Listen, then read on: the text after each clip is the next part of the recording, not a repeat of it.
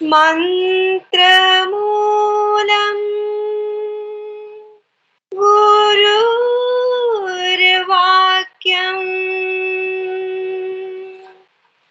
Mokshamulam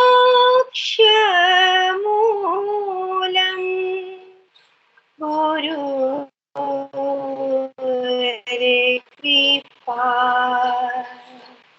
Mokshamulam Gurukripa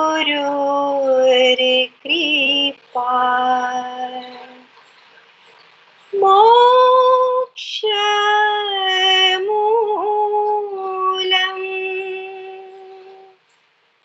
Gurukripa.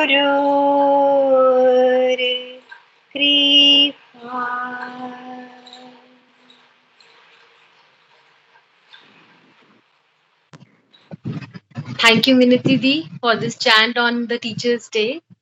So today Alok Bhai will talk about relationships. Over to you, Alok Da. Namaste. I am still overwhelmed with the wonderful chant, the Guru's throat. It will take me some time because I just went into the Guru of Gurus who resides in our hearts, who dwells in each and every element of creation. So just bear with me for a few minutes. I can't help but speak about the Guru, one of the highest form of relation which has been much distorted today because in ancient times Guru was never paid for what he taught because of the basic truth underlying all knowledge, that knowledge doesn't belong to anyone. Knowledge is infinite, its source is infinite, and those who are teachers in the true sense, not by degree or something, they are recipients of this infinite knowledge because of a certain kind of tapas they have engaged in. And when they distribute this knowledge, they are simply distributors, they are receivers and transmitters of this knowledge. And none can claim right to this knowledge because it belongs to everyone. It's inbuilt in each grain of sand. So how did they sustain themselves in ancient times? The method was that gurus never asked for money, but it was either the state which looked after them, or there was this idea of Guru Dakshina. That is how it was sustained. Because the moment money comes in, whether it be medicine or teaching or any other profession, it tends to bring in an element of corruption. But nevertheless, the great teachers who have shown us the light, who continue to show us the light, and there is a difference here also which I would like to share a little bit on: information, knowledge, and wisdom.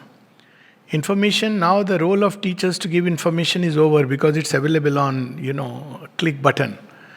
But what this information means, what is its essence, that is knowledge. Information keeps changing, but knowledge is the base. And when you distill knowledge, then you have wisdom. And the sign of wisdom, that there is true wisdom which is pouring in, is actually Ananda. It comes from truth, which is Ananda. It creates the sense of harmony and delight within. So this is so wonderful. Another thing in this sukta is very interesting. Guru Brahma, Vishnu, Maheshwara. So we all are well versed with this. But what it really means, as Brahma, he creates something new inside. He is not giving us stale knowledge. He is not picking up copy pasting. I use the word copy pasting gurus from here and there.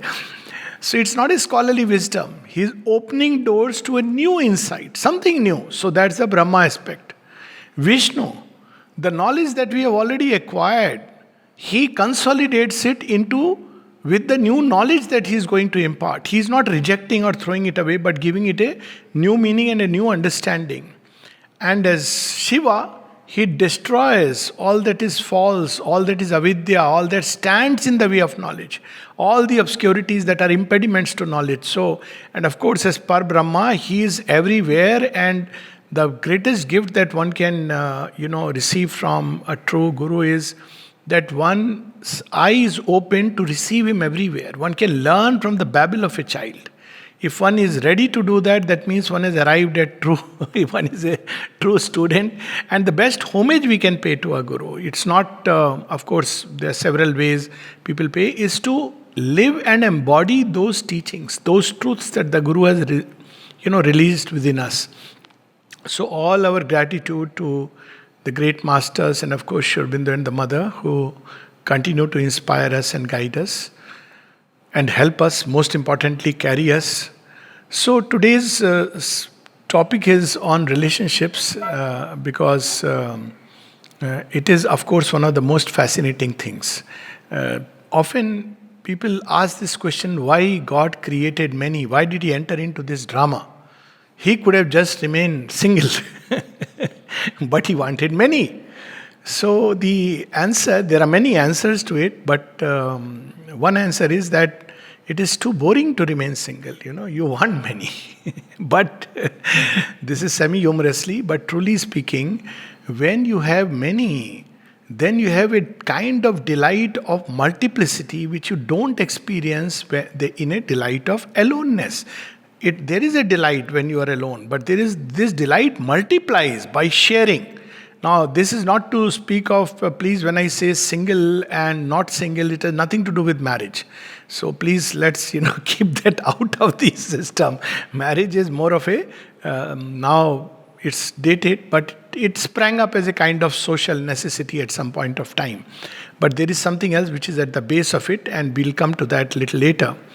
But He wanted to multiply the delight. There is another important element when one becomes two and two becomes many, is that there is a power which can manifest in creation which otherwise is not there.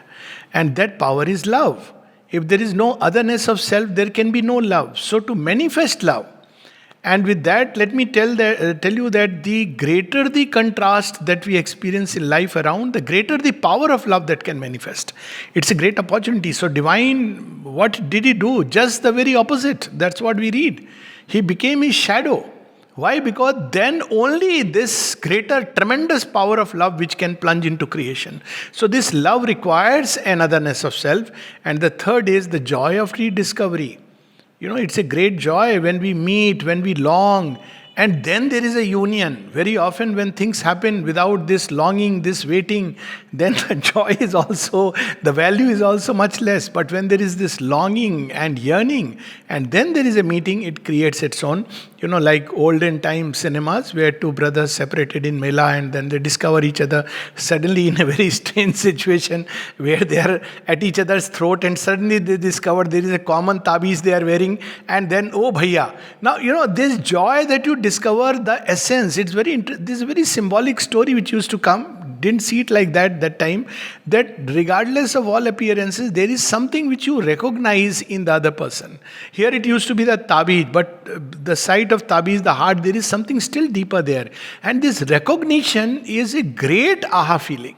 Something which is tremendous you can't have if you are just, so divine knew all these kinds of joys which He was waiting to manifest, and therefore we have this rich and varied creation. Now when we use the word relationship, generally there is a tendency to think of human relationship. And yes, that will be largely the focus. But actually, lest we sometimes become too egocentric when we think about only humanity. Often people say the ultimate quest is humanitarianism or humanity. Now, imagine a scenario where human beings unite and destroy the earth, where human beings unite and start conquering other civilization. What about these other brothers and sisters and children of the same universal mother? So relationship is an all-encompassing phenomena. And if we try to do it only at the human level, it won't work because there is a fundamental error there. A heart endowed with love, true love, is not only having love towards, some human beings. It feels that love spilling over whole creation. So if we really want to embody that power, the basis of all relationship is love, of course, as I said in the beginning, and the joy of finding, the joy of discovery, the joy of togetherness, the joy of intimacy, which is the ultimate. But this love should be reaching out to every element in creation, including the most inanimate matter. Now, the day we understand this aspect, then we will understand the secret of relationship. Otherwise, we will only talk about human relationships. So, relationship is an all-encompassing phenomena. This was something very well understood in Indian thought. Very often, people say, ki, why people are worshipping the sun, the rivers, and earth. Well, today we are talking about it, but in another way, we talk about the Paryavaran and all this, but it is inbuilt. Why not? Why not when dancers go to the stage, have you noticed they touch the Mother Earth because she has to support the dance. Similarly, every morning there used to be Surya Vandana. This Surya Vandana is not just a mechanical thing, it's an inanimate object. No. Behind every inanimate object there is the divine presence. And when we recognize it, that objects, people, subjects, everything else is a representation of that deeper reality, then the relationship becomes very enriching. Let's take a very human example. Now, relationship between two human beings can be at a very outer level, or and the outer level itself has several shades. But supposing the day you recognize that it is not just a human being, but he is the indwelling universal. We are connecting with the divine wearing a certain mask, and all relationships are masks of the divine. Just imagine how it will change. I'm reminded of a little story where in a monastery, everything, and this happens in homes also and everywhere. So, but in a monastery, nothing was working out. They started losing money, people, because they were fighting all the time fighting. Among them, they were fighting. Human beings have this penchant for quarreling. I mean, it's so strange that two human beings together, it starts rubbing because of the ego structures and all, but that a little later. So, now they didn't know what to do. So then they went and consulted a very a seer, a monk, a sage, and he said, "Okay, I will come and see things." And he saw, and he said, "Okay, I'll talk to each one of you separately, but you won't tell what I am telling you to somebody else." So he spoke something to each one, and then he went away, and then everything after few days started improving. Everything improved, money came, people came, and the monastery grew up like anything. They became very friendly. So one day they sat together that he did some magic. But what was the magic? So they said, "Okay, let's share with each other what he really said." He said the same thing to everyone, that one of you here is God. Now this was enough now to remember. He didn't say who. One of you here is God. So now you deal with everybody that who knows, he may be God. And so the whole relationship changes. So the basis of people often think spirituality is disconnected with this world, with life. What about my relationship? Of course, spirituality will enrich relationship. Right now we are treating people in frames, we put them into slots, we categorize them, and with that comes all the paraphernalia of society, and we rub with each other. But the day we begin to understand that everybody is a God wearing a mask, agreed, some mask may be very terrible. Yes, still it is a mask. Mask is not the reality, and while we have to deal with the mask, depending on how the mask is, but we have to never forget the one who is wearing the mask. So, something very interesting that Sri Aurobindo tells us, some key words based on which we can understand every phenomena, including relationship. First thing it reveals to us is a hierarchy of consciousness. We have forgotten it. It existed in ancient time, but modern mind doesn't believe in hierarchy. It's like gone. But there is a truth of hierarchy. Whether we believe in it or not, truths of nature remain. So by hierarchy is meant that even though humanity is same, and yet it is graded in an evolutionary hierarchy. And this is beautifully revealed in the parable of the 10 avatars, that we see that till Vamana you have either animal forms, semi-animal, human, and the human. But after Vamana you have human forms. It's very interesting because within humanity there is an evolution going on which creates an hierarchy. And according to the state of consciousness or the level of consciousness on which we stand, such will be the nature of relationship. And unless we shift, there is not going to be any change. I know people who come and say, "How much I have tried, how much I have tried." So I ask them that, "What have you tried?" "Oh, we have discussed, we have spent so many hours, days to mend things, sort out things." So I have to tell them it can't be sorted out like that. So what is the way? To shift consciousness. Either you shift your consciousness, or the other person shifts, ideally is both shift, but that's very rare. So if one person shifts the consciousness, at least he is able to now look upon the whole thing in a very different way. For example, when we look upon those who are struggling and who cannot do things according to how we understand, because this is another big problem in human nature, that we have an innocent need. It's universal that everybody should either think the way we do or actually thinks the way we do. It takes a long time to understand that this is not true at all. Because God loves variety simply. You can't help it. He loves to make a nice khichdi with all the ingredients. And frankly, if everybody thought the same way, if everybody felt the same way, if everybody wore the same dress, did the same thing, it'll be very, very boring world. The idea of multiplicity is gone if everybody is same. So there is no otherness of self. So a good relationship is not about uniformity. A good relationship is about something else, and that's what we need to explore. But nevertheless, the important element is that relationships should keep evolving.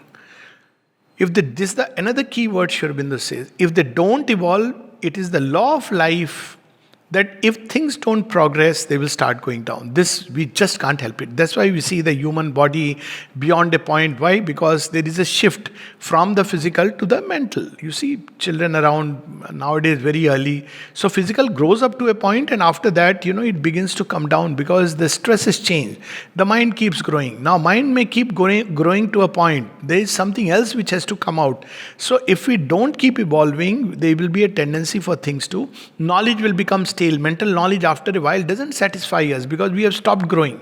We are growing along one dimension. So what are the levels? Of course, Mother gives very beautiful clue at one place. She says, if you have the consciousness of an animal, your love will be like an animal. If you have the consciousness of a human, your love will be like a human. If you have the consciousness of a God, your love will be like a God. So it's the state of consciousness. So we have, and it starts from where? From the utter subconscious. There are beings, human beings, of course, we all wear the human mask, but our consciousness may be rooted in subconscious patterns. We can't break free from that. And then the relationship is very, very based on the pattern of that age, of that society. It may even be Rakshasic and Asuric if we go back to, what is Asuric kind of relationship where one person wants to dominate and control completely. That's what, one may be an extremely intellectual person. Asuras are very, very intelligent. They may be educated in Harvard University. Not that it is the best now. It is crumbling now after all the things. But yet the Asura is a type.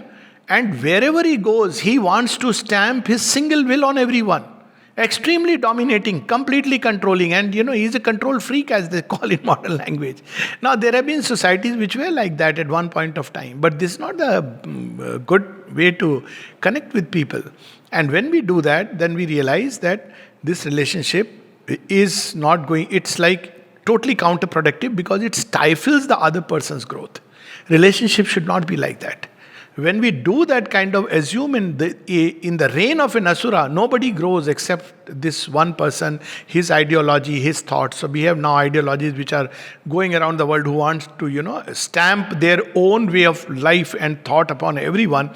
And it's so dangerous because life must evolve in multifaceted way. So this is one kind. Then we have a more animal-based relationship. What is animal-based relationship? Where the center of a relationship is primarily food, mating, having children, and house. The whole structure of relationship is around this. And if this is missing in this is the main thing. Of course, there are some emotional exchanges and everything else, but this is the most important center. That's more like an animal. There is emotions. Animals can be very emotional. So it's not about being emotional or not, but it is centered around these things. And that is one thing which I feel happens in marriage, because it may start very well, but knowingly, unknowingly, because human life is unfortunately today, or perhaps in every age, was so much externally centered that life begins to revolve around it. What is the food we are going to eat? Which restaurant are we going to do? What house we are going to make? Where will we make it? So it becomes so much externalized that there is very little time to really go within, stand and stare, to share some common beautiful aspirations. In fact, one doesn't even know what aspiration is, what is that which one is seeking. So this is the second level, which is like an animal, and we know its consequences. So, when we run after appearances, what happens? The third kind of relationship is more human. Now, human comes with the touch of care, affection, tenderness. This is what is the essence of human relationship. It's not just about what I am getting, but what I can give. So this is how it starts. So we can use this also on a scale of hierarchy of nature, and then we can see there are tamasic relationship according to gunas which sustain themselves or drag themselves mechanically simply because two people are tied together. And most of these relationships are based on either physical proximity or physical birth. It's very strange, even relations of brothers and sisters can be like that. Or, parent and child can be like that. Because it's based on the physical circumstances of birth. Similarly, relationship with, my kind of people. So it can be very much rooted in a purely tamasic link. Have ever seen people when they speak the same language, suddenly they feel an affinity? Now, this is because it's all rooted in common custom, common culture, now common traditions. So we may glorify it, but it's essentially still based on a kind of mechanical sense of togetherness. People may visit the same place of worship, let us say, follow the same customs, yet inside there may be a deep, deep variations. And when it is based only on something as external and mechanically, there are people who now, of course, modern society is throwing up many challenges and people have the courage to move beyond. But there was a time when, because two people were together, they had to just continue because they had no choice. It was a tamasic, the relationship entered into a tamasic mode. Neither was growing. And life was so frustrating because this relationship has reached its point. Every relationship has a kind of potential and a point it reaches. Now, either you have to go past it, but if you live within it and want to seek everything within its framework is over because it cannot go beyond this frame. Now, because people don't understand it, they start seeking relationship elsewhere, but that's not needed. What is needed is that you grow. You have to grow up to a point through a framework. That framework is gone. But nobody stops us from going in our journey further. And if necessary, something may well come in our life or someone may well come in our life. Now, this is how we have to look at the entire evolutionary process. Then there are relationships which are more of a rajasic kind, which are give and take. Unfortunately, most of the relationships are like that. It starts with what I can get, what you give me. Then I will decide what I will give you. And obviously, this is the worst kind of give and take. A better one is I will give, though it is also not the very best, and then I also want. So this give and take are the kind of relationship where and different kinds of givings are there. It's not just money. There can be emotional giving, there can be intellectual sharing. It's all right, but it's still a rajasic relationship based on give and take, and because it's centered around the vital, there is in it still the tendency towards fight, towards the ego structures coming in and creating difficulties and problems and challenges. Because we all want to preserve and maintain the ego structures, even in giving and in receiving. So this creates a kind of rub constantly, but this is what most human beings engage in. Then there is another kind of relationship based purely on duty, dharma, nobility, that whatever it be, there are people who keep their promises for life and they believe that regardless of anything, I will continue with what is my duty. It's all right. It's a very good, high sattvic kind of relationship. But it can never give the kind of deep satisfaction that we are looking for in a relationship. Very often when we start living for the sake of duty, duty itself becomes mechanical. And after a while, the joy, the sign that there is love in a relationship, very simply joy. If any two beings, or three beings, or 10 beings, whatever, they find joy in each other, should know that there is love. If they've stopped finding joy in each other, whatever outwardly be professed, love has somewhere taken a backseat. I won't say love has passed away. It never passes away, but it grows. It needs to, Love is that flame. It once it is lit, it wants to include every aspect, every corner of our being. So this is the fourth important aspect, that relationships must evolve and evolve to become all encompassing. Now, what happens when people, whether we take, let's take a marriage scenario, or two people meeting outwardly, is of course can be various reasons, but marriages were of two kinds, and people often ask which is better, love marriage or arranged marriage. Well, both are as good and as bad, let me tell you, though I personally feel that it's better to love and and lose than to have never loved at all. But having said that, the point is both start in some kind of a surface understanding. Typical love is also, appearances, oh, very nice, I gel very well, and it's based on that. Now, it's very good. Nature has just used something to light up a spark. But if the spark doesn't grow into a flame and a fire, it's going to peter out after some time. In arranged marriage, there is another kind of spark, but done by some other people. You have the photographs, you have the bank balance, you have the astrologers stepping in, and all kinds of people. But it is not based on the depths. So this is just a spark. Start of a relationship is very easy, but much more difficult to sustain it. Why? Because love is like that. It is, Sri Aurobindo describes love as the most dissatisfied Godhead. Why? Because it is seeking two things which are very difficult, almost impossible for human relationship. And what are the two things it seeks? Intensity. Okay, intensity is possible, but it also seeks eternity of union.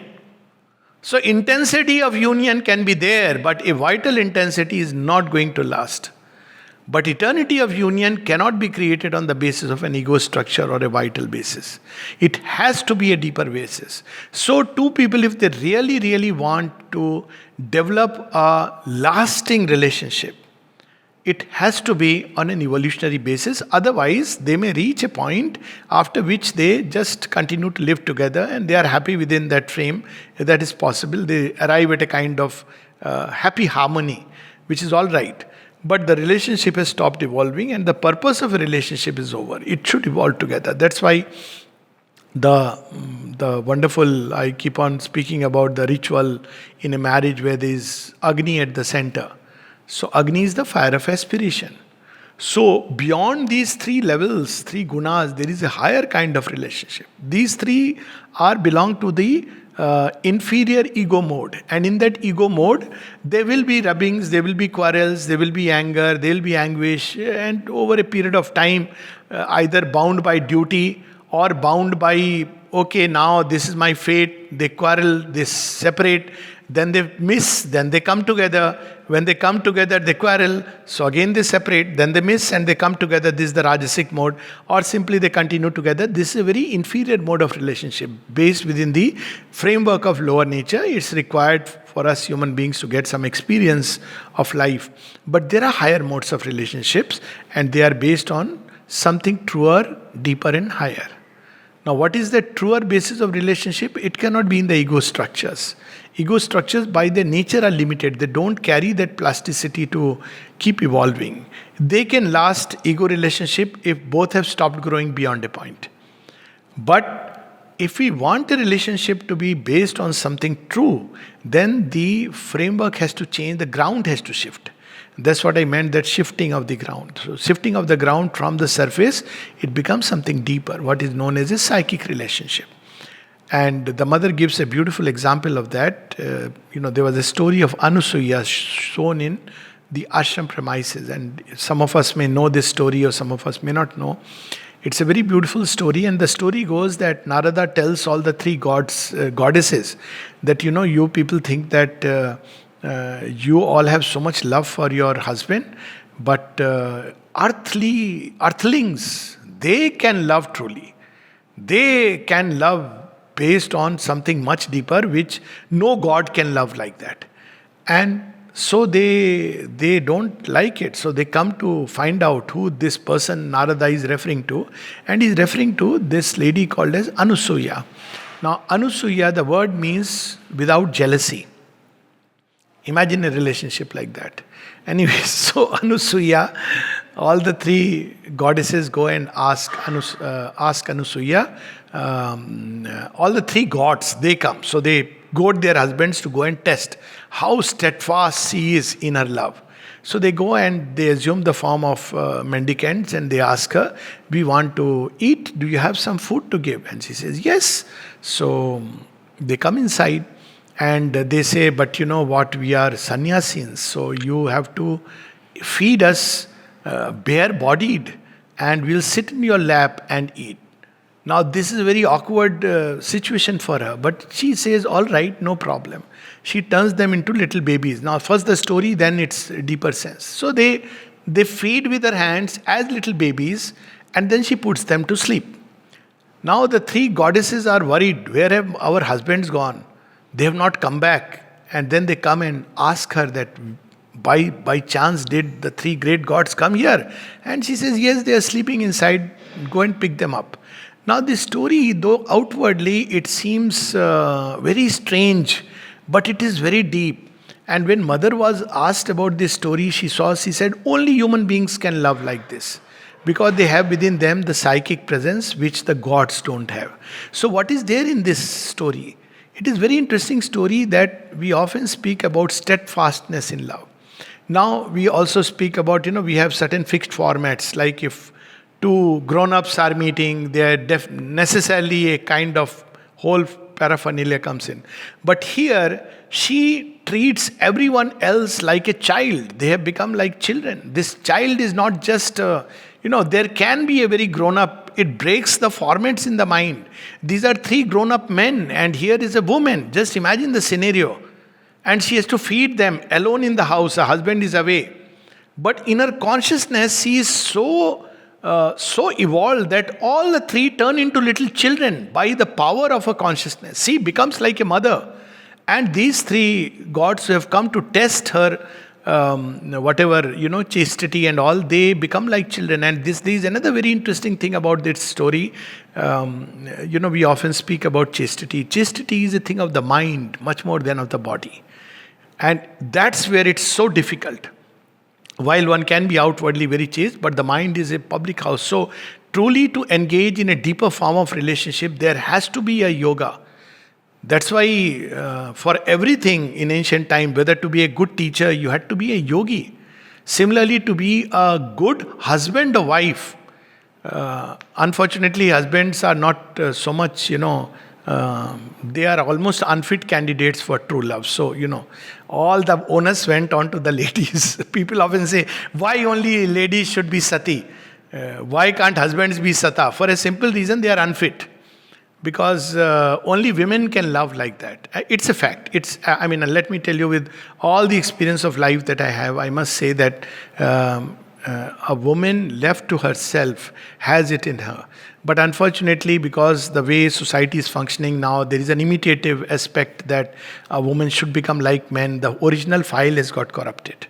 But if you leave it to a woman in her womanhood, she can truly love with all the steadfastness. One of the letters Sri Aurobindo says, love, affection, care, tenderness, fidelity, they are all qualities of the psychic. Only psychic love can have it. I often have seen this, and with this kind of experience with dealing with so many people often come and complain that, I'm touching upon a subject, but we are all psychologists and we can touch, that my husband or wife, they had some kind of an affair or something. So I listen, if you look into the universal history and the studies, you will find most people go through it. It's just that everybody wears a nice bandage over the eyes, and it's good to wear a bandage. It's okay, because there's a whole undercurrent of life. But I asked them that what is the basis of your relationship? So there is only one kind of relationship where, trust me, that there can be no way of any waywardness. And that is if it is rooted deep within in the soul. It will bring that element. You just can't help it. The moment it is rooted in the soul, your mind, thought, feelings will just align. Of course, it requires a certain degree of working. There can be a possibility that soul is in one kind of state and Nature is going disarray. But generally, if one has even tried a little bit of alignment of things to the soul, but what people do is they try to align to another person. Don't do that.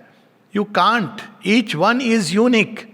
Align yourself to the soul and to the seeking of the soul, and you will see that the relationship becomes better. It's so strange. People waste a lot of time in trying to align to someone else. It's an impossibility. You may try everything all your life, but always there will be this, तुम्हारी साड़ी में वो वाला दाग कहाँ से लगा? Okay? So please don't try that. It's a waste of time and energy. All these nights of debates, discussions, and I've tried to mold myself. Nobody is expected to be molded according to somebody else. We all have our own programs, pre-programmed. But what we can do and must do if we want a relationship to be beautiful, to be not only harmonious, but have all the joy of steadfastness and all those things that we seek, root it in the soul. And how are we going to root it in the soul if we have never discovered our own?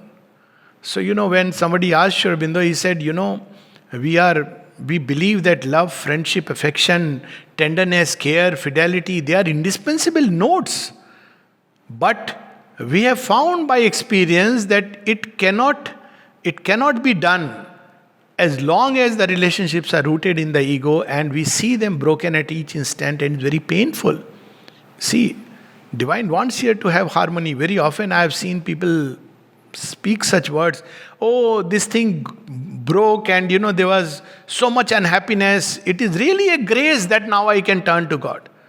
Please, we can take it as a grace, but Divine doesn't want disharmony. He wants everything to evolve harmoniously. Why would he want to break hearts and break homes? And it's a different thing that we should take it like that. It's all right. It's our attitude, but we should not impose it on the Divine. He wants things to grow harmoniously. But when it doesn't happen, things break apart. It's very unfortunate. So the secret is to go from the surface to the deeps and to connect with the deep soul aspiration. How are we going to do it? You see, in a typical relationship, what do people ask? They ask, okay, where do you live? How many people are at home? Or they have this kundalini mismatch. I use the word mismatch rather than match, because who can say exactly your time of birth and all that, It's all. Nowadays, even people, fake kundalis are made, How are you going to make sure this is the exact one? But because you see, the man who makes the kundali never really asks you for your original birth certificate in the time. He goes by whatever you say. And you can get it made, a good one, based on whatever you want. So, all this is all dated. It had its truth, has some truth, but no one really practices it in the true way. So, normally we ask all these outer things. And we are very happy. We are at the most see some taste, tendencies. Oh, you like this movie? I also like it very much. Wonderful. So we are a good match. But this is not the thing. The real thing is, what is your goal of life? What is the aspiration? Now, most people are not even aware of their aspiration. And yet, imagine a scenario where based on all these outer things, people have got together and suddenly in one person there is an actual explosion, and the deeper aspiration has emerged. It can happen in life. What happens then? You have to connect with it. And if you don't connect with it, it becomes a chaos. And I have some very interesting examples of this kind of connection which can change the life of both human beings. Because in any kind of relationship or any kind of thing in the world, there is a hierarchy. The deeper and the higher are higher and truer. That has to be respected. So I know of a husband and wife who the wife was very much turned towards Mother and Sri Aurobindo, and she wanted to come here, spend some time. But the husband was, what is all this? All this is all drama, typical, life, eat, drink and be merry. No real higher goals, nothing beyond religiosity. So she would tell him that, okay, I am going to my father. Father, yes, you can go. So 1 month she will say, I am going to my father. But 2 days she will be with the father and rest of the days in ashram near mother. Because, once you have tasted that nectar, it's very difficult to, anything else can assuage your thirst. And the father understood. Fathers always understand. They are supposed to understand. If they don't understand, it's very sad. So he understood her aspiration, and she would go. One day it so happened that this man is going on the train, and he says, "Give me a book, to read on the way." And she gives him the book, The Mother. And he reads, and his life changes. After that, he connected with the aspiration. And this aspiration I have seen the journey. It is something so beautiful that then it doesn't matter whether you are living in the same roof or not. Because you are connected in such a deep state of oneness. And I have seen quite a few relationships like, very, very few. Not quite a few, but very few. But I have seen that these relationships go beyond the framework of time and space. Because you have connected with that element within, which is not confined to space-time continuum. The psychic in us sees through many lives and will go through, many lives. So when we use words like janam janam ka fera, be careful. First of all, are you serious about it? Do you really want, to spend lives? Also, because it will be false if it is said in a state of, vital aggrandizement that, forever can apply only to the psychic. It cannot apply to anything else. Only in a soul state can we use these words. The vital has distorted them already and created a mess out of everything. And at the center is the aspiration. That's what I was saying in a marriage, in a typical, every relationship. At the center there should be aspiration. About friendship, at one place the mother says, who is our best friend? She says the best friend is someone who connects with us in our deepest part, but leaves us to be whatever we are, leaves us otherwise. Now, this is something very interesting. The best friend connects with the deepest aspect in us. Most of these best friends don't even know what is going on inside us. So, how can they be best friend? And she says, we have an understanding that a friend is somebody with whom we can do all the kinds of stupidities because the vital likes it. All the fun, the joy, nothing wrong with that, but it can't be best friend. Friend is okay, fun partner is okay. But we must understand that each of these relations has its own garima. Who is the best friend? Best friend who understands that what my deepest aspiration is and really encourages it, supports it. If at all one can, strengthens it, if it's possible. Prays for that part, but doesn't put a stress on the outer thing to change. Because that's why future of all relationship is friendship, because ultimately that's where we give spaces in our togetherness, as Khalil Gibran says. Otherwise, two people living together in the same house, it's all going to change. World is going to change drastically, not because of Corona, but in spite of Corona, also because of Corona, because people have to now discover a deeper form. Now the whole restructuring is going on, and this concept of just being together in the same house, sharing the same room, this is going to go away. There will be instead a much deeper relationship, a deeper bond which we can't even imagine right now, because we can't imagine that two people can be separated in time and space, and yet there can be a much deeper bonding of love. And when that is there, life becomes very beautiful. But the other aspect is there, that love also wants to be all-encompassing. It's not enough that it remains disembodied inside in some deeper aspect. And that's where the difference is, that when it is here and then it spreads outward, then it is beauty. You see the difference? When there is the core aspiration, there are two people who are together like one single flame moving upwards. And then their thoughts they share, and then their feelings they exchange, and then even bodily and in the life of sensations they unite and come together. It's very different from two people starting from the other end, where they may or may not reach that point. If they reach that point, it's wonderful. Life is a journey and an evolutionary journey. So a relationship that doesn't evolve to this deeper psychic and a spiritual state can either become encrusted within the fixed framework, or if one person goes beyond, there is every likelihood of a rupture which will take place. And perhaps that's what is necessary. And then relationships can be based upon a still greater, beyond the mind, in a deeper spiritual union. What is the deeper spiritual union? It's a union of higher consciousness, where, the only example I can say, where there is perfect understanding. If you want perfect understanding, it's there. You don't have to speak a word. Mother and Sri Aurobindo, it was so beautiful. she says, if people saw us speaking, then they would wonder, ki, what are they speaking? Because Sri Aurobindo would say a word, a few words. He wrote so much, but he was literally a man of few words, if you want to put it like that. But he wrote so much. But she would understand not just the words. See, what happens when we live in that higher state? Normally, we understand the words and take them at their face value. And then what happens? Tumne ye kaha tha. You said this. Oh, no, you said this. You said this first. And there is this tussle on words. What does the scripture says? Go beyond the word. Shabda brahmati vartate. What is important is not word. It is the state of consciousness. And this state of consciousness at the surface level within this lower hemisphere is always in a state of disharmony. It is the inner disharmony that gets projected onto words. So even words said with the best of intentions, because we are living in a lesser framework where there is division. We are living in this framework where there is the forces of division, ignorance, they are very active. So even something said with a good intention will create problems. Whereas when you start living in a higher hemisphere, if not hemisphere, higher states of consciousness, the beauty is, first of all, you develop a very generous and wide understanding of life, because these higher states are very wide.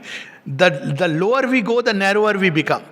The more all this possessiveness, this dominance, these jealousies, these hatreds, these pricks of lusts followed by deep states of inconscience, all this is not there. There is union, but of a different kind. Whereas in the higher states, as we ascend, there is wideness, there is peace, there is harmony by its nature. See, once we understand the hierarchy of consciousness, is so beautiful.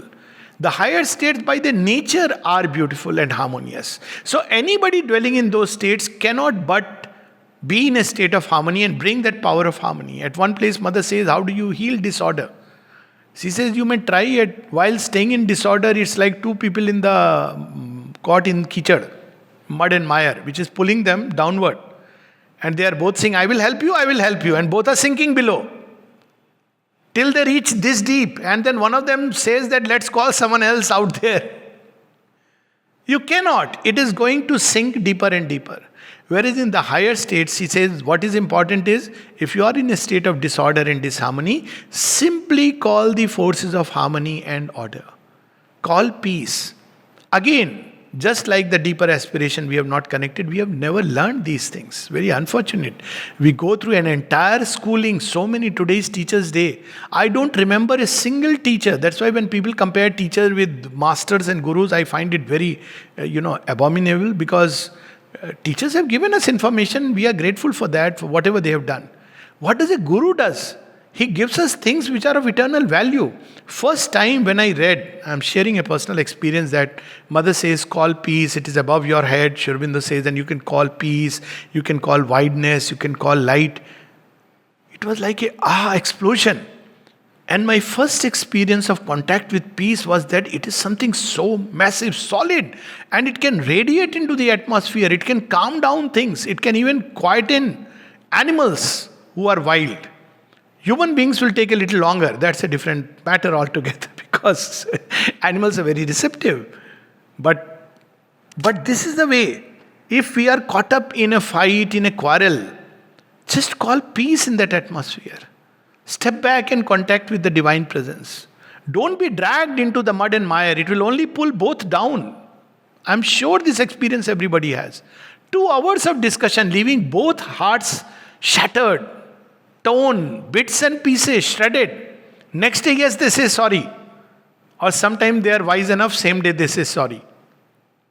Don't sleep with a grudge, it will harm you.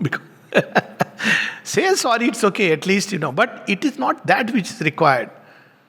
The real thing is to understand that in this zone, in this domain, as long as we remain what we are within this lower realm, there is no way we can have harmony and beauty and light and love. Once we understand this, then the focus shifts. Focus shifts upon evolving. As we evolve, everything changes. relationships change. Why? Because we begin to embody harmony, wideness, compassion. We look upon people's mistakes not as, oh, they are like this, they are meaning, they are wanting to hurt me. No. Nobody wants to hurt anyone consciously. I mean, that's too bad. That's real vindictiveness.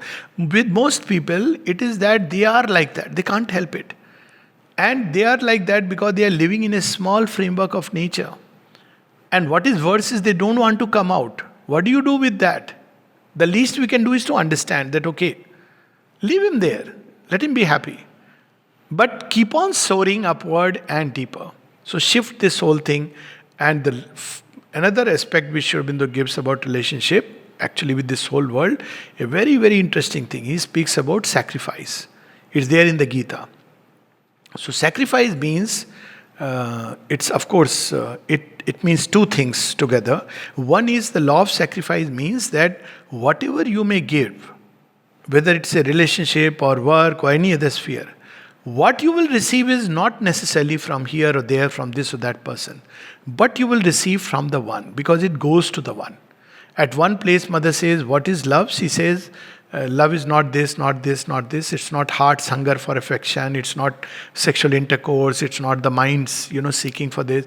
She says, love is a mighty vibration from the one which goes through one system to the one in another system. The original truth masks. It must come from the divine and go to the divine in that person. And then she says, very few are strong enough and wide enough to receive it and express it. It requires tremendous strength. See, what is taught in our culture, love is a weakness. Sentimentality maybe, but love is so strong. Who can express love? You need tremendous strength. It's much easier to fight, but much more difficult to embody love. It requires a great strength, a great wideness, great compassion. All these things come together.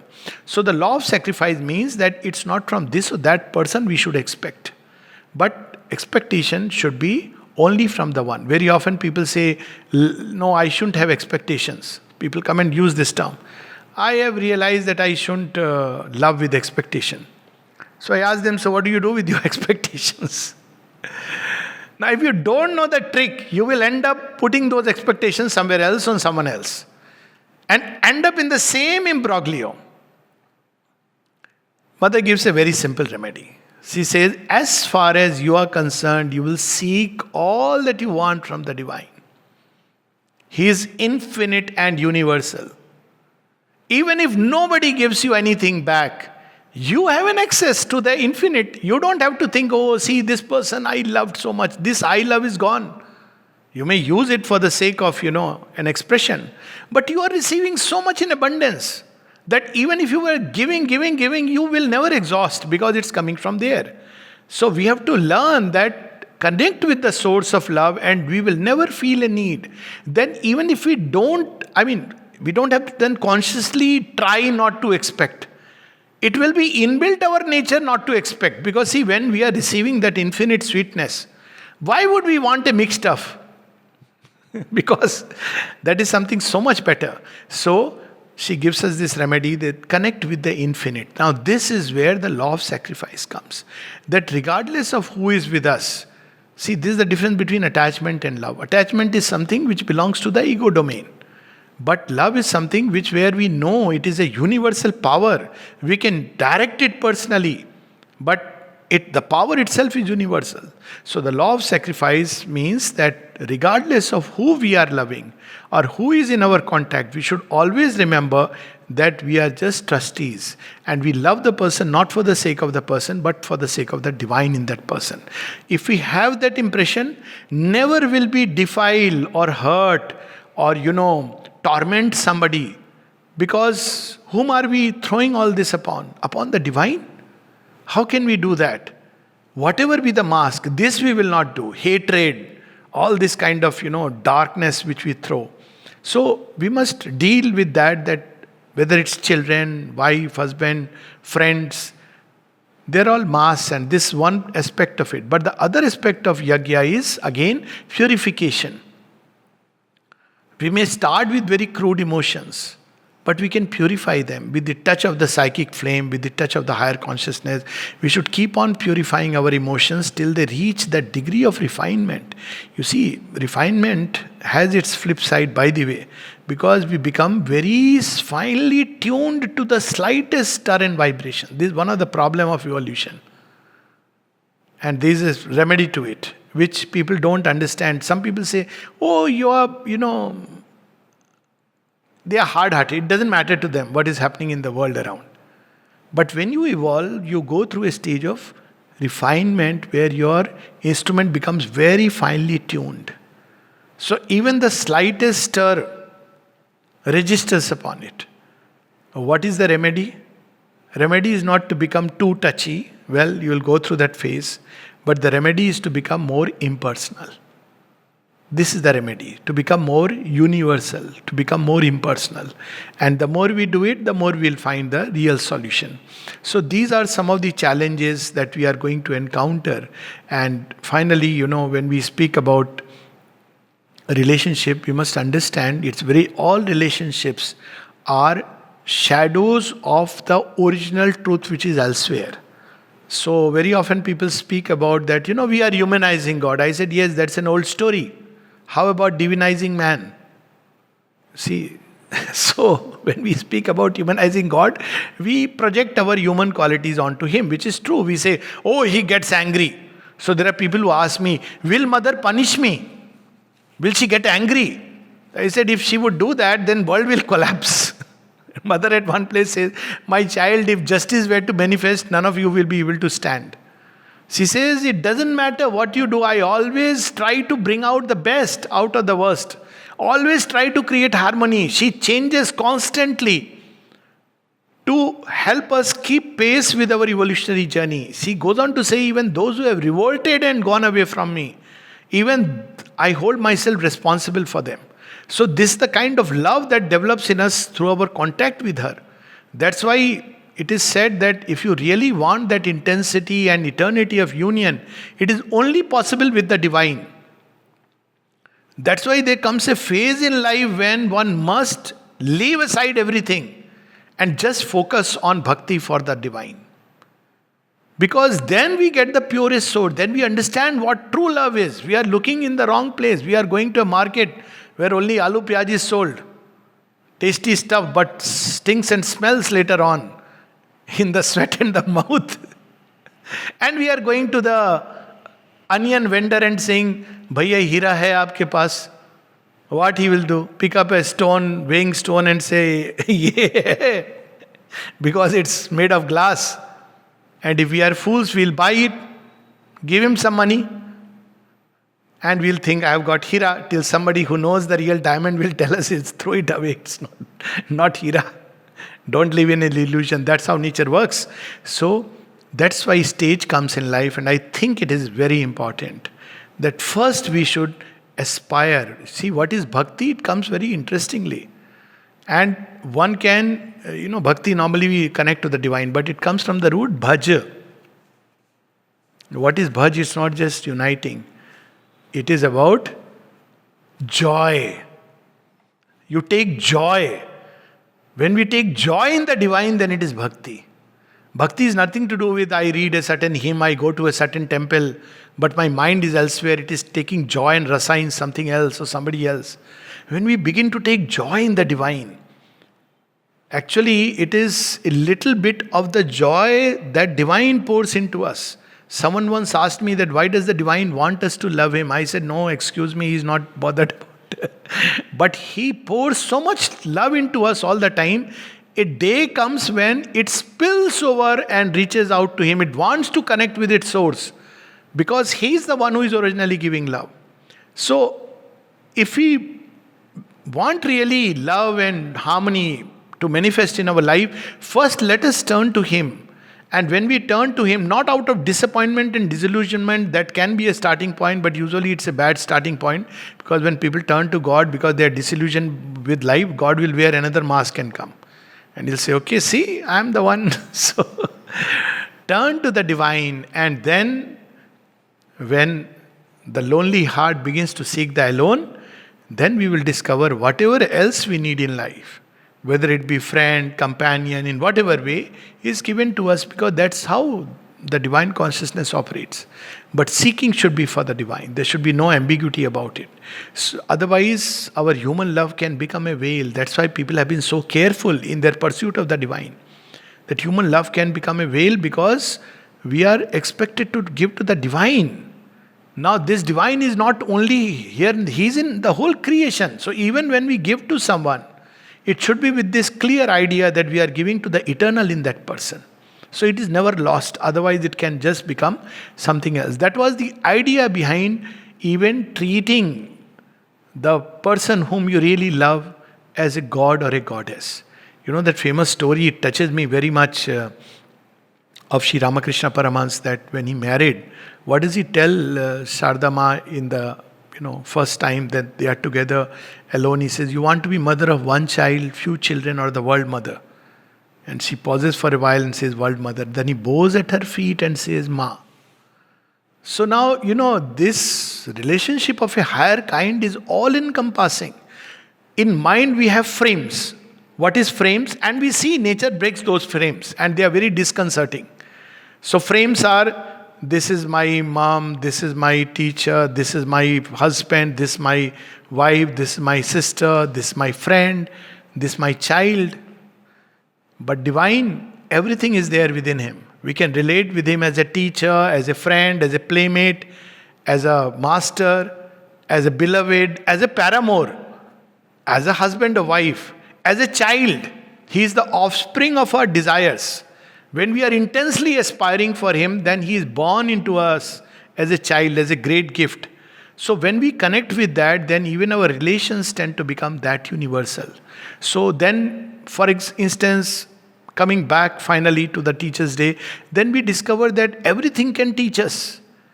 Then we discover that everything holds the smile of the beloved. You look at the sun and you feel that it's your beloved. You look at the moon and say, "Oh, my beloved is, wearing this ghungat, all wrapped in Kali Ghata." The night moon. And you can see that you look at a flower and you feel the beloved. Everything speaks of that beloved. You see the master everywhere, because always we can learn. And such a person will easily become the servant of all. He doesn't have that ego, he or she. "Oh no, it's below my dignity." Because you can find, you see this, the master, why not? Anybody, you become the diligent serf of all. It's a different state of consciousness. That's why it's very difficult to understand people who live in, these higher states, because they don't conform to any standard frame or format. So origin is there. When we learn things from there, then we can apply it here. But we do the reverse. So how does the divine love us? He has infinite patience, infinite compassion, infinite understanding. Even I would say infinite indulgence. At a human level, we say too much love will spoil. Love never spoils. It is the problem of the vessel. It's unable to receive it rightly. But does it mean we should stop loving? No. We should continue to love, because that still is what is going to heal. So when we have that original through bhakti, when we begin to come in contact, then we understand what is a true teacher, what are the ways of that true teacher, what is a true friend, what is a true playmate, what is a divine beloved. You see, even Sri Aurobindo goes on to say paramour. Now, what is a paramour? It's very interesting. You are married to somebody, but you love someone else. It's a paramour, secretly. And then Sri Aurobindo tells in one of his aphorisms, this world was perfectly created so that we can love the divine paramour. We are bound to the world through duty and obligation. But all our secret love is always towards the divine beloved and paramour. You see, that's how life can be. So even that relation he can fulfill. While we are engaged with everybody outwardly, like Draupadi, 5 husbands. But she is a sati. In her heart, she has only Krishna. She knows that doesn't matter. He is the one. He'll come and meet me whenever I want. Because that is the kind of bond. So this is how we have to understand. People often think that we have to leave the world. No, there is a stage when we have to connect with the divine, because when we connect with the divine, then we can connect with the world truly. So we close with this small little thought that if we really want to engage with the world in a true way, not only relationship between human beings, but with bird and plant and beast and stone and minerals and rivers and trees and sun and moon and galaxies and stars and gods and titans, everyone. The first necessity is to connect with the one and not the many. When we find the one, reconnect with the many on the basis of the one. And then life will grow beautiful, relationships will grow beautiful, and all will disclose the manifold wonder and ananda of the one. So this is the thought, and then any questions we can take. Yes? Namaste. I'll just put on my earphones to listen. Yes. Yes, please. Yes. Yes. Yeah, absolutely. So detached, indifference, they are all different words, and impersonal simply means that we don't appropriate anything as our own.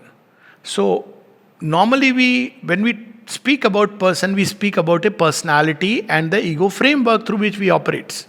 Now, what impersonal means is that when somebody, let's say practically, when love is flowing from our heart into everybody, then this thought that it's me who is loving you, remember, don't forget, me who is loving you, that is not there, because it's the impersonality, that love in its vastness, which is flowing through a channel which is very personal. The channel gives because it will flow through a personality. And the more our personality, some people have a manifold personality, very complex personality because of evolution, which is wonderful, because then the love also is like that. That's why Shri Krishna continues to fascinate everyone till date, because of the many-sidedness. Now, this is an indication of the complexity of evolution. And yet, the source of love is from that universal one, so you don't appropriate it. Similarly, when things come to you, thank you, sir, oh, you are so wonderful, you don't start getting puffed up, oh, so nice, I must be wonderful. And then your husband or wife will say the next moment, I know what people say, but I know you can be very this or that. Now, or a friend can pass on a remark to you. Now, when we are living in the illusion of personality, this is the whole thing, then our relationships they look very personal, because, the vital gives the charm and the ego, but they are very fragile. But when we live in the impersonality, even then they will seem personal, but there will be so much abundance that anyone who has loved him personally will feel what that impersonal love is. And the classic example is Sri Aurobindo and the mother's love. See, if you look at Sri Aurobindo, he is sitting with that, infinity, life divine and all this. But people who had even one glance of him, they can't forget, they can't think of anyone else in that place. Everybody else is there, but what is that look? Through one look, he could pour that love inside a human being. So this is one. So when it is said detached, it means detached from our ego self. Ego operating system, we should learn to detach and discover the soul operating system or the spirit operating system or the DOS, the divine operating system. The ego operating system will bring unhappiness. So detachment is from the ego, from that which is low, from all that is, Sri Aurobindo puts it very beautifully. He says, there is nothing to be discarded except the band of the soul's enemies, whose names are lust and wrath and jealousy and greed, because they fear insecurities, because they spoil the real thing. But the true truth of love, that must remain. So detachment means detachment from the lower and the lesser, or if possible, transmute it into something which is higher and better and more purer and more beautiful. That's all that it means. Indifference is, of course, a different thing altogether. Surely, indifference has nothing to do with love. Indifference we can have towards many things.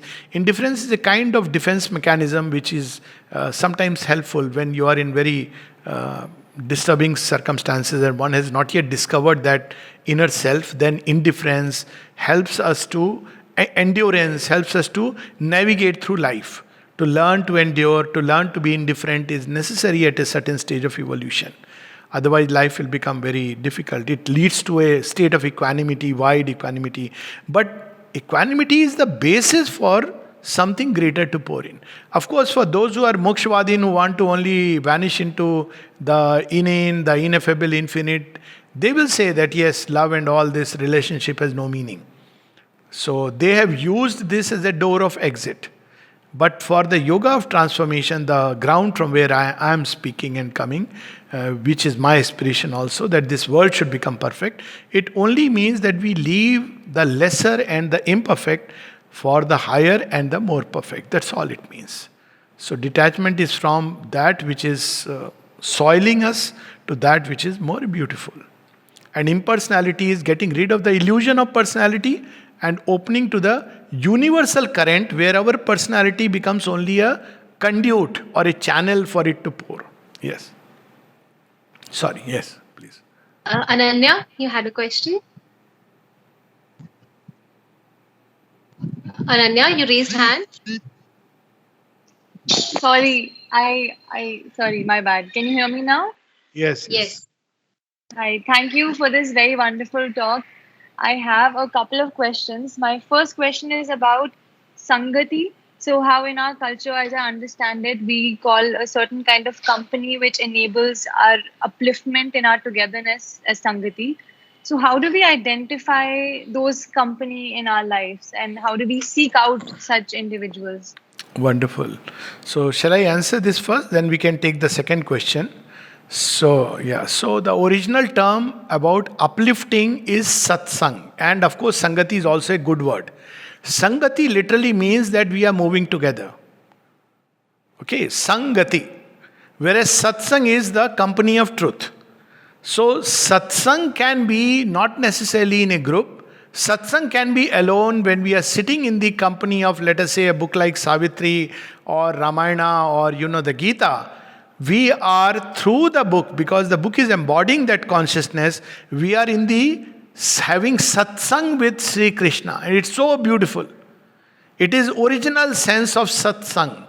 Whereas when human beings come together, invariably they bring a mixture. I was reading yesterday, Sri Aurobindo says with regard to the ashram that there are two kinds of atmosphere. One is the divine because of the tapasya of Sri Aurobindo and the mother, and the other is human. The human tends to wail. So, the common understanding of satsang is that, people get together. But if you go to the origin, it used to be a guru at the center and there are people who are around him. But if that is not the case, then people could come together or even if nobody is there, be in the company of the Lord through the book. Now, the principle behind it is this, that all contacts, physical or otherwise, are only a spark to enter into the consciousness. Ultimately, all contact truly is a contact of consciousness. All transactions are at the end of the day transactions of consciousness.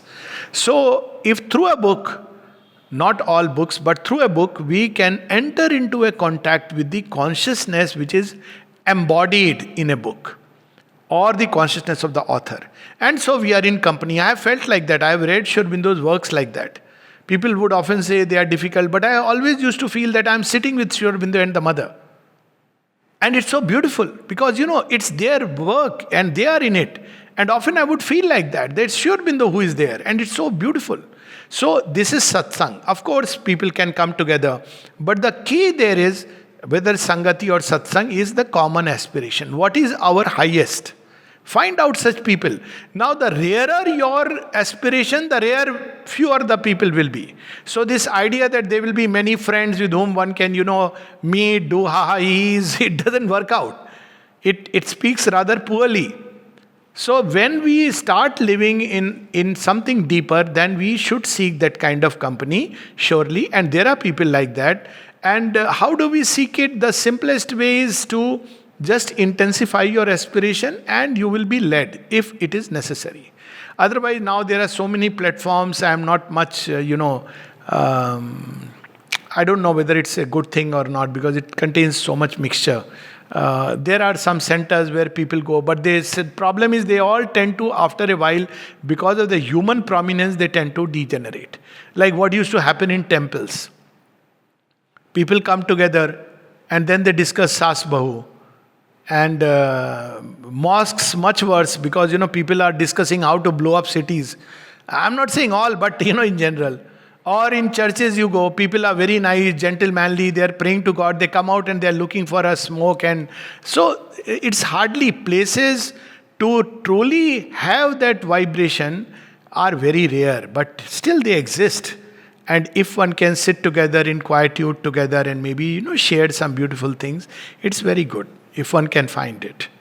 But if not, then always there is the company of the Lord. And it's wonderful to have His company. You'll never feel alone. It will never happen. Yeah. In fact, Easy way to kind of identify such people who can provide that sangati. You have to invest time and nothing. You have to invest time and energy only in one thing. If people have to come, they will come. Invest time and energy only in the center. Make sure that the flame of aspiration, the flame of truth, the flame of true love, that remains burning. Alakh Niranjan, that dhuni. Keep on investing time and energy in the divine, and since the divine is everywhere and in all beings, if He wants that you should have a company, He will provide. Because He can do anything and everything. But let it be on that basis. The moment the ego seeks, there is every likelihood of mixtures coming in. So from the divine point of view. Otherwise, there are all kinds of ways. So only intensify the aspiration and connection with the divine. That's the only thing required. All else will happen. It is working from top down or from within outward. Circumstances will arrange themselves. People will come, books will come, places will change based on this deeper need. But if you try to do it mentally, as you rightly said, it is next to impossible. Yeah. And can be dangerous. I know people who seemingly are walking on the same path. People have this illusion. I have seen they want to get married and they say, I want somebody who is walking on the same path. So I caution them, it's dangerous, You will still end up fighting because it has nothing to do with the same path. Human nature is same. So it's not about the same path. It's about love and the quality of love. So you keep growing in that divine consciousness and the rest will happen automatically. The law of circumstances is that they are a clumsy way. All circumstances are a clumsy way of expressing what is happening inside us. So correct this here, get the center right, and everything will arrange itself. Center should be correct. It should be in the right place. So, sir, there are quite a few questions on the soulmate. So, Yes, can you please. elaborate on soulmate? How do we align with the soul of our partner?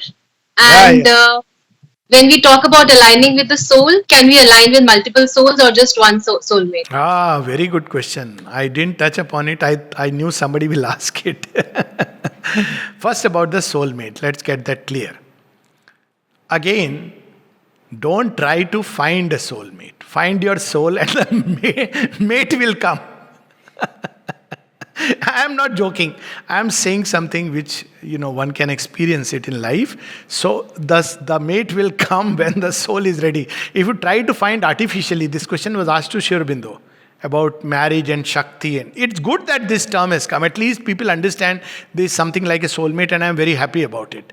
That this seeking has come. So, nothing wrong with the seeking, but one must know the correct way. Because if you end up finding the wrong person, it can be devastating. All our mental instruments are not equipped to find truth. Let's start with that. All our calculations, including astrologers, including questions, I have seen people If they want to get married, they will, and it's both men and women, they will start giving you answers which will make you feel that this is the right person. It's a very subconscious process, let me caution. So you ask, what are your, interests? That's how people ask. So if the person has already decided, either the person loves you or whatever, so he will start telling you the same interests which are yours. I have seen people, even they, bring to Pondicherry and see how, and say, oh, it's wonderful. But I can see that the person is very uncomfortable. But because they want to get married and be together, and they have no choice. So this is not a way. In a marriage, for the inferior hemisphere in which we are living, think about love. Make love beautiful. And keep growing toward the divine. This is the practical thing. Try to make love more beautiful, more divine, more heavenly, and keep growing towards truth. If soulmate has to come, he or she will come. Not necessarily in the format of marriage. The higher hemisphere doesn't work in formats. This is our human conception. Institutions are going to break down. There are people I know who have such a deep, whatever you call it as soulmate, but it has nothing to do with marriage. It has even nothing to do with lust. It may express itself in countless ways. So, the condition for the true soulmate is this is what Sri Aurobindo said, and it's very interesting. Complete conquest over desires, which means step out of the vital and the ego zone. Who can say, yes sir, I am ready? As long as we are driven by lust, love is still out of the window. Lust is there. I am not saying that one should develop guilt or things. Lust is there. It's part of human nature. The need, but if you go behind lust, what is it? It's the need for a physical union. Now, this physical union should be an expression of a deep inner union. That even in the body, it's an imperfect sign, but still it is there. It should not be the other way around. When the outer overpowers the inner, then there is a problem. But when the inner uses the outer as an expression, then there is beauty. So this difference we must know. So keep pressing toward the inner and the higher, and the outer will automatically, in whatever way, it will become probably just a little token act. So it will express itself in a certain way. But we have to come out of this format about soulmate. So don't look for soulmate, look for soul, and the mate will come if you need it at a point of time when you need it. Okay. So this is one way. Second is the multiple soulmate. It's not soulmate, that's a different term. Multiple partners. Nowadays this is something new, and this is happening because of the complexity of evolution. Because unlike very simple human being where not many layers of evolution have come in. So as we go through rebirth, many layers and many personalities get added to us. Now all these personalities seek their own fulfillment, which is not possible in one human being. And frankly, it's a very tall order that the other person, now imagine if somebody is, interested in sports, literature, poetry, philosophy, music, singing, dancing, name a few more, and how will you find all the fulfillment in one human being? Now, because of the inherent complexity and the many-sided need, there is a tendency nowadays of having, I won't use the word multiple partner, but friendships of a varied kind, which is very much going with the age. But yet, you would want one person in whom you can completely, relate and connect. It is only possible if you discover your own center, where all these parts are integrated. If there is no integration of our complex nature around the soul, we will be like scattered beings.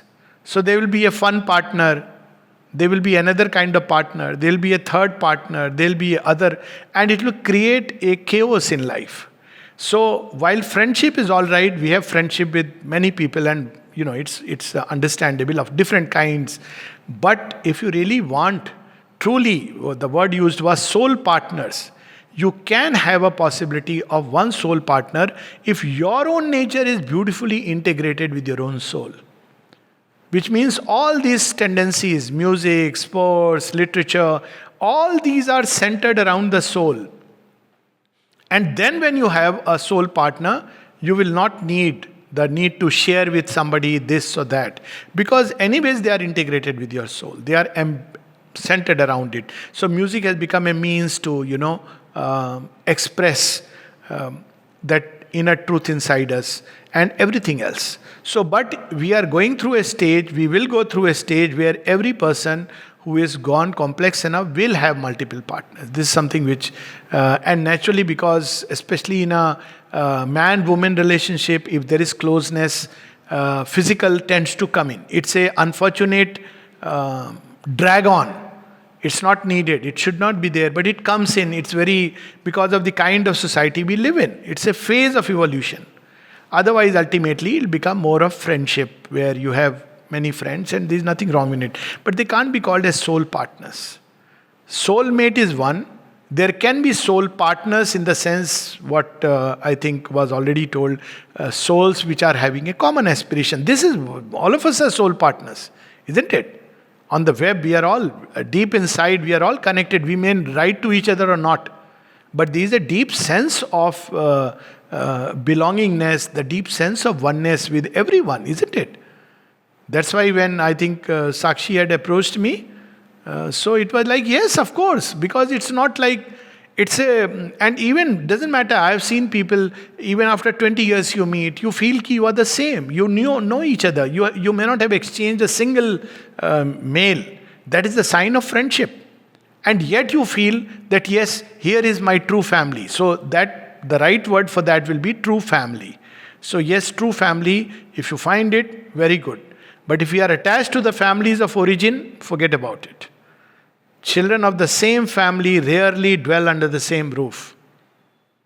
So we have to, that's why detachment is important. Because if you are investing all the time in our, physical, vital and mental family, by mental family I mean your colleagues at work who are sharing intellectual pursuits, emotional family with those whom we are outwardly emotionally attached, or physical family with those whom we are living, if you are investing in every time in them, then where will we find the true family? True family is there, a family of common aspiration. And when people, it may not be same path, same aspiration. Aspiration for a beautiful world.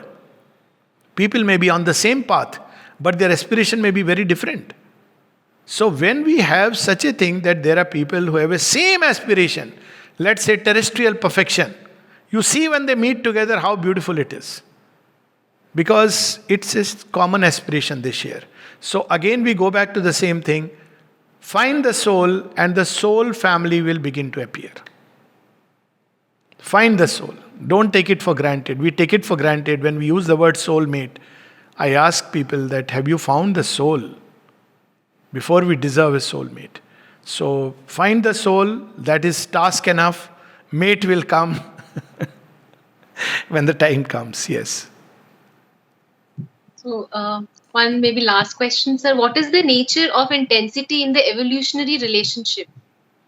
Oh, it grows. Intensity in an evolutionary relationship. It's a very, very wonderful question. So, as I said, have you noticed when you suddenly feel very intense? When something new comes, the vital suddenly takes interest. That is one reason why relationships tend, based on the vital, tends to give way after a point of time. Why? Because the charm is lost. Because vital is always looking for newness. But how to create newness? That is the secret of intensity. Now, one technique, which is a technique, not a good thing, is that people say, keep hiding something. This old time trick. Don't reveal everything of yourself. So there is always a feeling ki kuch to hai. It creates the sense of newness and therefore the intensity builds up. This was the basis behind old time, that, even told to girls and to boys, especially to girls, that, don't just completely open yourself fully, because then after a while, if it is vital, the intensity will go away. This was a very practical advice, because men are unfortunately like that. But the correct way is not this. The correct way is to keep on evolving, so there will be newness. Every day will be, as Shri Aurobindo says something very beautiful in Savitri, each day was a spiritual romance. So how to create it? Let me give a practical example. So whole day when two people are together, what do they discuss? What happened today? What happened today? So if there is something new, then but every day you can't have everything new. No, there will be some. After some time, it becomes routine. So how to create newness? You enter into another world altogether. What dream? With children, this works very well, even in relationship. When people start sharing dreams, when they say, you know what, I had a fleeting glimpse today. I saw an image. Then even trivial things start disclosing something. As I was passing by, have you seen how two relationships, when they start sharing every detail of life, it may sound very trivial, but it has a deep sense. You are passing by and you suddenly pick up a picture and it touches you very deeply. And whether you take a photograph or not, that's not important. But you share the feeling, the impression that you have. Because life is constantly pouring itself each moment in new ways. It is disclosing ourselves like that. And if we can share it with somebody, obviously you can share it only with somebody who is receptive. Supposing you say, you know what happened today? I was passing by a dog and I suddenly, felt, looking at the dog, I had a great disclosure. And the person says, this fellow is again in his, cranky mood. Then it won't be there because, so this newness is important for intensity. To be reborn, literally each moment, but each moment is not easy. Each day may be difficult, but at least as often as you can. So, let me use a symbolic example. What bonds two people together when they are fighting? They say, have a child, isn't it? Common example. What really is an offspring? Offspring is actually the fusion of two energies. Here it takes the physical form, but it can take the form of many other aspects. So, truly speaking, if we have these newnesses of self taking birth as a result of meeting of two people, you will see that the intensity is unfading. This is one way. And the second is to connect again to the same thing through the source. Because the divine will disclose himself in countless ways. I mean, literally I can say that each day, Mother says it beautifully. She says, every day we have several windows opening to the infinite. But we miss it. Why? Because we are opening the cell phone all the time. We are busy with the WhatsApp. We are missing those divine moments. It's a very unfortunate thing. So one of the things is, if you really want to keep up intensity, please keep the WhatsApp, regulate your time. Only this time I will see. You will miss out on the intense things which are happening inside. You will miss out on the moment of going within. And I have seen people sharing this, that, today I had a quiet time to reflect and I felt very beautiful. This is intensity. Intensity is not only... So people, when they don't have it, they try to create newness in other ways. Okay, let's go to a new restaurant, let's try out a new food. But that's a very ignorant way, and because we are in the realm of the finite, it won't last long. Whereas if we enter the realm of the infinite, then we will have constant newness in life. As we grow, we'll look upon life and our partner in a new way, and it will be so wonderful. So, again, keep growing and keep opening to the infinite. We'll have newness all the time, and this newness will create intensity. It will engage us, otherwise it tends to peter out. The psychic has a very, very deep intensity. It's not always... we have a mistake in thinking vital has an intensity. Vital intensity is like this. It rises like this, 2 days down. After that, it's all flat curve. But psychic intensity is like a steady flame. Vital is like a spot, and then it peters out like a pataka that display, in the sky momentarily. But psychic is like a quiet flame that steadily grows, and it keeps burning in purification. So it will always be engaged with how to make things more beautiful, love more beautiful, how even to care for the person whom you love in new ways. So you will constantly be engaged with new forms of expression and take joy, and hence intensities will keep on growing. Yeah. Okay. So, yeah, we can close. Alokda, there are a lot of messages thanking you, saying that it was very insightful, very touching, guiding, and a very illuminating talk. So thank you so much. Thank you for this wonderful opportunity and thank you for sharing. Okay, We'll thank you. end with a Thank minute you, of Mr. silence. Yes, the silence before that, a common aspiration that may true love and true harmony and true beauty of relationships grow in us.